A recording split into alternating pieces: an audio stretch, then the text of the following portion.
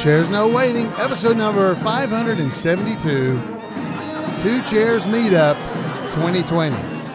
Two Chairs No Waiting is brought to you each week by the folks over at weaversdepartmentstore.com. Drop by over at Weavers and check out all the amazing Mayberry things they have for you. You can get you a Mayberry Squares t-shirt. Yeah, that's right. Kind of give you that Andy Warhol t-shirt look with all kinds of cast members on there. 9 different ones. Check that out. Or maybe you want to get a Snappy Lunch CD by the VW Boys who do our sound, our music so often. And you definitely want to check out the Aunt Bee's Mayberry Cookbook, the hardcover edition, all over at weaversdepartmentstore.com. Hello, everybody. I'm Alan Newsom, your host for Two Chairs No Waiting, and I want to thank our patrons as well, our patrons over at Patreon. You could be a patron over there as well if you'd like to, and I'll tell you at the end of the show how you might want to do that. Folks, this is about the Two Chairs Meetup. The Two Chairs Meetup is something we've done for the last, this was our 4th year, actually. We've been doing the Mayberry Meetup in July, and that continues. We're planning to do it this year. It'll be our 8th year of doing that. But we had people complain because, I can't make it all the way to Mount Airy. I want to have something further west. And so, we decided to try to do something in Huntsville. So we did that for 3 years here at our house. And this year, though, we had a great opportunity to have the Two Chairs Meetup at the George Lindsey UNA Film Festival. Oh, that is a great time because this year, not only was the film festival going on, that's George Lindsey, Goober himself, started 23 years ago. This is the 23rd annual. But also this year, we had the documentary film, The Mayberry Effect, that was premiering at the George Lindsey Film Festival, at least premiering in Alabama. And it had been in Huntsville, Texas, not Alabama, a couple of weeks before and won an award. That's right, the Mayberry Effect. Now, I don't know if you know about the Mayberry Effect, but it's a film created by Chris Hudson. He's been working on it for 4 years. It won an award at the Prison City Film Festival this year. The Prison City, that is in Huntsville, Texas, for Best Documentary Editing. And then he was entering it this year in the George Lindsey Film Festival because, come on, it's called the Mayberry Effect. It had to be in the George Lindsey Film Festival. And that's what Chris said as well. He was excited about it being in there, and I was as well. So this year we met up over at the George Lindsey Film Festival for a viewing of the Mayberry Effect. Now, as part of this, we got together on Friday evening, and went out to eat and then came back to the hotel and visited, and Chris came, and we had about 15 people that were visiting together and just enjoying one another's company and getting excited and ready for the Saturday premiere of the Mayberry Effect. So we headed over to that next morning on Saturday. Of course, we had to go to Cracker Barrel. That's because that's what we do.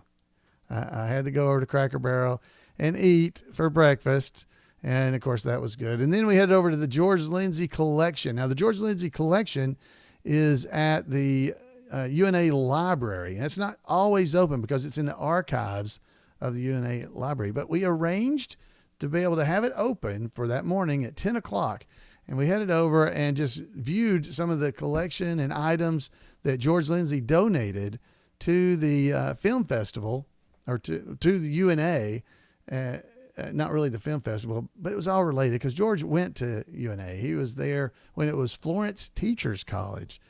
And we were able to see some of the things, like there was a Hollywood star that he had. He was presented a tire gauge by the mayor of the city of Nashville on Goober Pile Day back in June 9th, 1990. That Goober Pile Day. I was there, as a matter of fact. So that was awesome. And we got to see him. We got to see all these things in the collection of Goober that's there. And definitely something you'd want to be able to try and go see if you're ever in Florence. Now, you have to make an appointment because it's not always open. And right now, it's all kind of stacked up on bookshelves. So you can't really touch it or anything, but you can go and look at it and see it. And they even have the scripts from the Andy Griffith Show, you have to arrange for them. They will bring them out and you can look at them. They'll let you look at them and go through them. And I talked to the archivist there at UNA, and what he would really like is for people to come over and look at the George Lindsey collection, and also the Ernest Borgnine. Ernest Borgnine, the actor, he also donated his scripts to the UNA library, the UNA archives, which includes McHale's Navy, plus the many films he was in, like Marty, that he won the Academy Award for. He was a very close friend of George Lindsey. Now, if you haven't heard them, there are episodes of this podcast that you can go and listen to where Ernest Borgnine is talking about George Lindsey. I definitely encourage you that. Just go in, if you search for Ernest Borgnine in the Two Chairs, on twocairsnowaiting.com, if you search there, I'm pretty sure you're going to find it. There's even a sign there, the George Lindsey Highway sign. I think somebody stole it from down in Jasper, but it was there. They had McHale's Navy scripts. They had all kinds of stuff, had photos of the cast members. And we just had a great time. Like I said, we ate over at the Cracker Barrel that morning, headed over there and visited. And then after we had visited there in the library, because, I mean, there were a lot of people in the library visiting and seeing all of the amazing stuff. They also had other things in the library that people were enjoying looking at. Some of the things you've heard me play a record here, or you may have, that was called George Lindsey, 96 Miles to Bakersfield. They had the actual album there. He had his book, Scuba in a Nutshell, and just so many things that you could just enjoy visiting and looking at. Now, this is just to start the day. This is 10 o'clock in the morning when we're doing that. They had a neat thing in there, by the way, because I like Superman, where he had gotten a dedication to George Lindsey from Superman of Metropolis when he was in Metropolis, the actual city of Metropolis. I think Metropolis, is it Missouri? No. Anyway, there's a city of Metropolis somewhere near St. Louis. So it's on the way to St. Louis. It's in that area. So anyway, he had that, and I was like, oh, this is neat. So again, if you ever get a chance, you can see George's TV Land Award. You can see so many things related to George, and many of the things are items that fans donated and gave to him. So there were photos being taken by the group that had gathered. It was a lot of fun, a great day. And I got to meet, of course, I've met Danny Vincent before, but I got to meet his twin brother, Randy. They're in our chat room almost every night. The Milo boys, Dan and Ran, they were in the house along with their family, their wives, I should say, and as well as George Lindsey Jr. He was there, and Jim Clark, the presiding goober of the Andy Griffith Show Real Watchers Club, was there. Our Otis tribute artist, Ken Junkin, was there with us, and Bo Pierce, who's been doing Briscoe darling. He was there as well, along with just the rest of us, the fans. Now, you may not know it, but UNA, the University of North Alabama, their mascot, their symbol is a lion. And so we got to go over to the lion cage and see the lions just laying around, resting. And now that's something I warn people about as well, because when you're in the state of Alabama and walking around somewhere, you don't really expect to hear a lion roaring. And when you hear that, it's just a little disconcerting. But they were fairly quiet this morning. And we took pictures around this town there.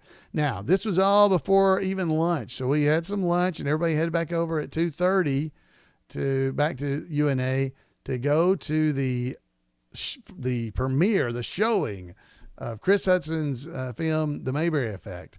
And people had to gather in the hallways and were waiting on the previous film to release.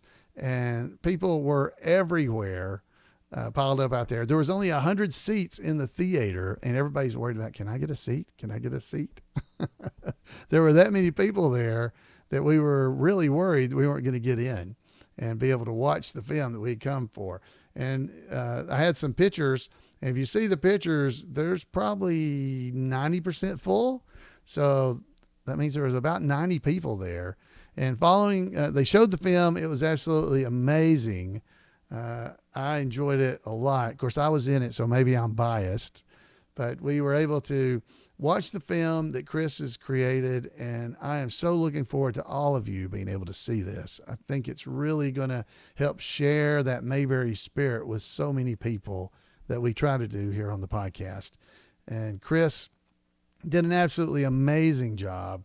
And following the showing, they had Chris and Kenneth Junkin and myself get up and do a Q&A session. And I felt kind of awkward about that because Chris did all the work.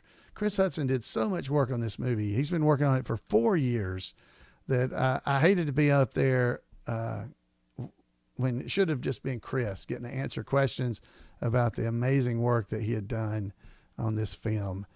So guys, I know I'm building it up for you to be able to see, and I definitely want to encourage you to be able to see it because Chris did amazing work. Now it's going to be a while before we're able to actually see the movie, unless you can go to a film festival, and we'll try to keep you up to date about which film festivals they'll be appearing in. But Chris will be entering it in future film festivals. So I'll keep you informed, and then he's going to try to get it onto streaming services following that, and then there will probably be DVD versions. Now that's what's going to happen. So anyway, we went to the main room. It's a lion. Remember, it's the UNA Lions. And we went to the main room, M-A-N-E, main room, for the Film Festival Awards program. And, it was a big night. They had everything there. So we began the night off with people who were getting awards and everything. And then they came up with Chris's category, which was feature-length documentary, by professional documentary. And he didn't get it. Now, George Lindsey Jr. was one of the hosts of the evening. Now that was fun. He didn't win that award, and we were all a little bit disappointed. But then there was another award called the Clyde Sapo Black Sweet Home Alabama Award that is presented to films that are made at least partially in the state of Alabama. Well, Chris had filmed this movie at my house here in the Two Chairs No Wedding headquarters. He went to Kenneth Junkin's house and filmed down there and in Gordo, Alabama, Ken's hometown, and as well as Joey Fan that lives here in Huntsville as well. So he had filmed at least partially in Alabama, so he was eligible for this. And the Mayberry Effect won the day. It won the Sapo Black Sweet Home Alabama Award. Now, for those that don't know, Sapo was George Lindsey's dear close friend. So it was really special that Chris's film, The Mayberry Effect, actually won the Sapo Black Award, Sweet Home Alabama. And not only that, it came with money. So the next morning we got together back at, you might guess, the Cracker Barrel, and there was about 6 of us there that wrapped up the day. And everybody headed back home for, there's more than 6. There's about 15 of us, but that wrapped up the day having a meal there at the Cracker Barrel and then heading back out to home. So it was a great day of just Mayberry fellowship and fun, a couple of days there. And I am so proud for Chris and the Mayberry Effect. He did such an amazing job on this film. And I know you're going to enjoy it when you get to see it. So the hype has begun. We are hyping this movie. We've got to get it on the streaming services so everybody can see it. And then we'll have DVDs here at Weaver's if we're allowed to sell them. And I think we will be here at Weaver's for us all to enjoy. All right. So that is a little bit of a wrap up of the Two Chairs No Waiting meetup over at UNA. Now, if you weren't there, I wish you could have been there, but there's still time. You can go to the Mayberry meetup that's coming up in July of this year. So definitely something you might want to think about trying to do. So I'll have information in our show notes about that. So if you didn't get to go, you'll be able to head over there to the meetup and find out how to get there and sign up and all that kind of stuff. All right. So one of the cool things I did find out is the awards banquet, the flyer, I didn't even notice until I got back home. I started looking in the brochure, and Two Chairs No Waiting is actually in there, as is Weaver's Department Store. Oh, wow, what a big weekend. It was big for me anyway. So, Chris, congratulations. Thanks to all of you folks that were able to come and visit with me during the weekend and visit with one another. It was a great time. We had our two military guys. We had Jerry and Jake that came up and visited with us. It was great to meet them and just get to know them a little better. So I hope to hear from them again soon. And I hope to see all of you guys at a Mayberry event coming soon, because there's a bunch of them. Go and look at imayberry.com and look at the event calendar that you'll find on the right-hand side of the screen. You'll see it there. If you're on a phone, it may go to the bottom of the page. I'm not sure. You'll have to look. But there's a thing there that says event calendar. And if you click it, it'll show you all the Mayberry events that are coming up. Try to be at one. I think you'd really enjoy it. All right, let's go and hear from Randy Turner. And then following from Randy Turner, I have a very special report that I want to make sure you know about Maggie Peterson. So stick around. But let's hear This Week in Mayberry History with Randy Turner.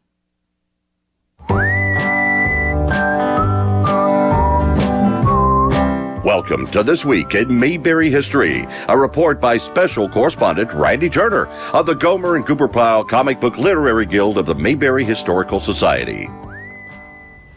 Ron and Clint Howard are exceptions to the rule, the all-too-common situation where child actors are unable to successfully transition to adult actors.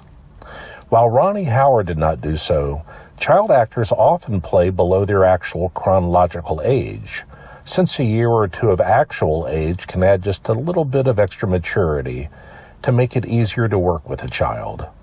Thus, it is common to see 10-year-old actors playing 7-year-old characters, for example.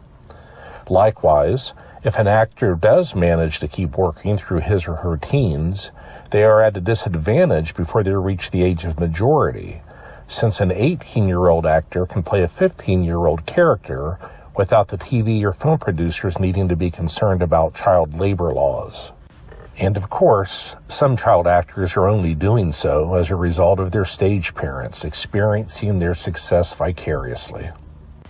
As a result, we tend not to think about actors who primarily acted only as children, since they by definition have much more limited careers. But that does not mean they do not make interesting subjects. And one such child actor is Scott McCartor, whose role in the Andy Griffith Show was only his second, but is definitely one of his most memorable. Scott was born on March the 4th, 1954 in Los Angeles. He is remembered by Mayberry fans for playing the bully Steve Quincy, who had just moved to Mayberry from Richmond. Opie's friends reluctantly sided with Steve until Opie stood up to him and revealed him to not be so tough after all. One Punch Opie was only Scott's second role. He had first appeared in the Danny Thomas Show on January the 2nd, 1962, in an episode directed by Sheldon Leonard. After making his debut on the second day of the year, his second appearance was literally on the last day of the same year, as One Punch Opie aired on New Year's Eve, 1962. Scott had a couple of other television roles in 1963, one in an episode of the Western series Laramie, and the other in the crime drama Arrest and Trial. In 1964, Scott returned to the Danny Thomas Show. While he played different characters in his two appearances in the series, both times he was a young boy Danny Williams' daughter, Linda, had a crush on. While his first role in the show had been directed by Sheldon Leonard, he was directed by Danny Thomas himself in his second appearance. Danny began directing episodes of his own show in 1962. He directed 35 episodes over 2 years, with Scott's episode being the 23rd. That same year, 1964, Scott had a small, uncredited role in the Debbie Reynolds musical The Unsinkable Molly Brown, which was nominated for 5 Academy Awards. That year, and over the next 2 years, Scott acted only once a year on television.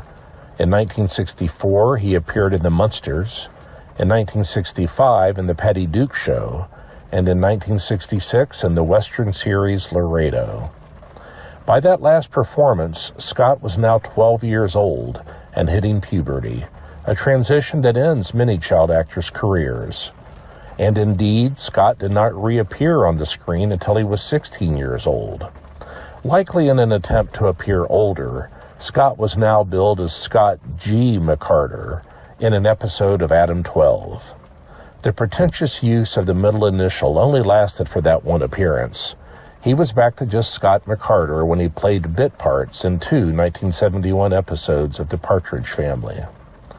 Once he reached adulthood the next year, Scott appeared in an episode of The Waltons in 1973, and after he turned 20, he appeared in an ABC after-school special and another episode of Adam 12. Scott's last role was in the low-budget 1976 movie Rattlers, about chemically altered rattlesnakes. He then retired from acting at the approximate age of 22. Scott may not have had as long a career as many, but he played the role of bully Steve Quincy to perfection, and so he will always be remembered by Mayberry fans. But that's it for this week. As always, thanks for listening, and remember to take Andy's advice and go out there and act like somebody.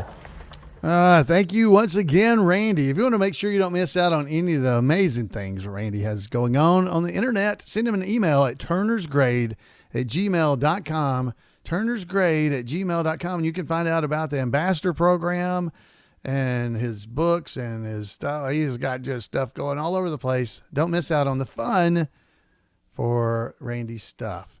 Now, quick side note here. We want to make sure you know about the 8th annual Mayberry Meetup. It's going to be July the 17th through the 19th in Mount Airy, North Carolina. There will be a link for that to sign up, so we kind of have an idea who's coming. There's no charge by me. You'll have to charge. There'll be a charge for staying at the hotel and things like that. But I'm not charging you to come. So the information is there. If you click that link, that will be in the show notes for tonight's episode number 572. All right. So now the important stuff. Now, this is a report I did a few days ago. This came out on March the 4th. It was a special report from here at Two Chairs about Maggie Peterson. Now, I'm going to go ahead and just play this special report from here at Two Chairs No Waiting. So we're going to start off with breaking news, coming back in with the report from Mayberry. So if you guys are ready, here we go.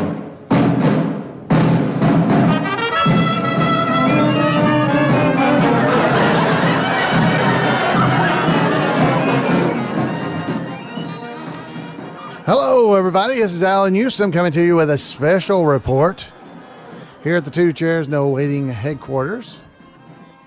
Got some bad news for us the other day, and it is an opportunity for us to step up and do something good here for Mayberry, and I wanted to let you know about it.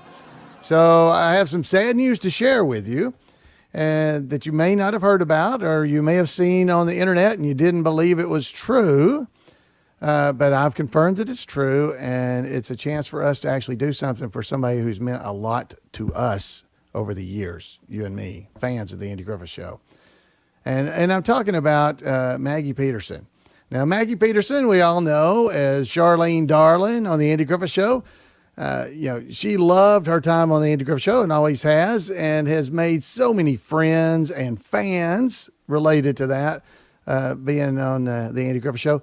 Sheriff Andy Taylor, Barney Fife, they could all solve their problems in a 30-minute time frame. But in real life, it's not quite that easy. And I'm sad to report that Maggie has hit some hard times over the past year. She's had some health issues, and she is reaching out to her friends and her fans like us, fans of the Andy Griffith Show, to help her in this time of financial need. Now, you may have seen this on the internet. You may not, and you may not have believed it's true, but it is the truth. And they have started a GoFundMe campaign, not Kickstarter. So GoFundMe campaign to help Maggie. Now, let me just read a little bit of this to you as we go, because the campaign was started just recently, and it's already raised a little bit of money, but she needs money to help her. And let me just share with you what I found out. So in the past year, this is Maggie saying this. In the past year, I've had several injuries and surgeries to her shoulder, which have left both of her knees partially paralyzed, and she's got pain in her knees. In addition, there's an undiagnosed weakness in her legs. And these conditions have led to a series of falls in the last 6 months, resulting in stitches on both sides of her face, some broken ribs, a re-injury of her shoulder, and she's been in rehabilitation facilities since November of 2019. And she's facing some more of the same going forward. And basically she says, I truly fear that I may not be able to live without care until I've successfully recovered from all my current injuries.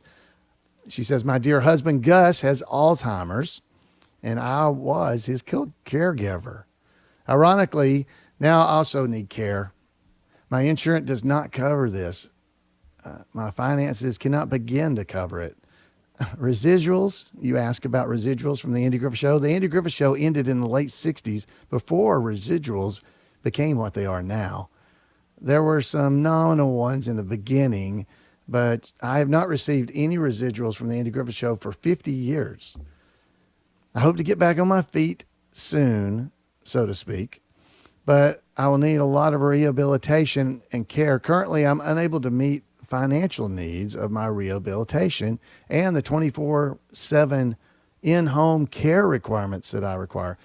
I have a hard time asking for help, but at this stage of my life, I have no place else to turn. Thank you. I love you all. Sincerely, Maggie, Charlene Darlin, Peterson. So friends, this is an opportunity for us. As fans of the Andy Griffith Show, we have an opportunity to show somebody that was on the show just how much we care. And I think this is a great opportunity. They're raising money. There's been a lot of expenses, and she's going to be going home from rehab soon. But, just being in the rehab facility is depressing. She's not enjoyed that. She's going to have to use a walker for a while, and she'll have to have a 24-hour lady, a nurse person there with her. So the GoFundMe campaign was started by her nephew and niece, her sister Phyllis Eaton. It's their family that's doing this. So this is real. I reached out and made sure everything is completely truthful about this. So many people think these cast members from the Andy Griffith Show are rich and have all kinds of funds to do this, but they really didn't make that much money from the show. Maggie is a wonderful lady, and I know it really hurts her to have to ask for help because she's worked hard her whole life and taken care of herself. So I just want to ask you, go out to this GoFundMe campaign and pledge a donation. Do this for Maggie. Now you can go to GoFundMe.com. It's GoFundMe.com. And if you search for Maggie Peterson and say Charlene, for instance, it will pop right up to the front of the search results and you'll be able to go there. I will have a link in the notes to this video as well.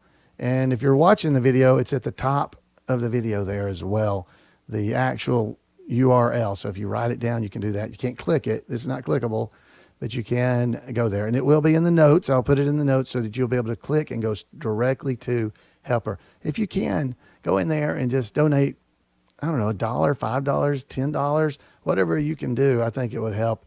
It will definitely help her. And let's show just how much Mayberry fans love our friends from the Andy Griffith Show. That's all I've got for you tonight. I really just want you to go out there, click this link, and let's make Maggie feel the love that we all have for her. All right, folks, that's all I've got. All right, so that is the report we got from Maggie, and that was from March the 4th. Now, since then, I'll give you an update. she has been able to go home, and she is there now, but she still needs 24/7 care.